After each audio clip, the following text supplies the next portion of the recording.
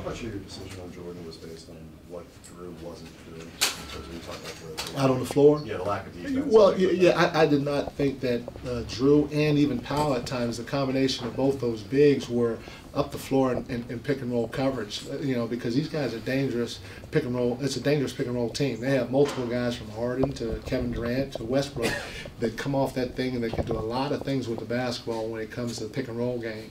And just Jordan Hill's activity at the point of the screen was better than all of our bigs combined tonight. And so that activity at the point of the screen, compared it to anybody else's, was something that kept them on the floor. Because even there was a point during the game when we had Jordan and Powell out on the floor, and we felt that they were playing pick and roll a lot with this guy or that guy, and so we switched the matchups just because we felt Jordan was better in it. Do you feel like Bynum's effort, though, from play to play, possession to possession, has been consistent enough over the last 2 weeks? It seemed like he was turning the corner into this, at least from my perspective. We've had some games where it looks like he's just back sort of floating around.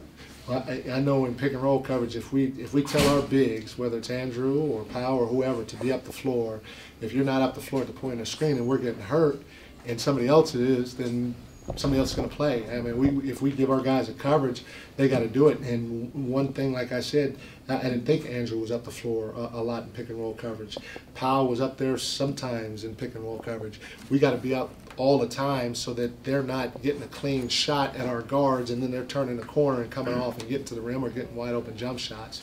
So even if it's Jordan, if Jordan ain't up at the point of the screen, then he may not be on the floor. Is that an effort thing that you think from Drew?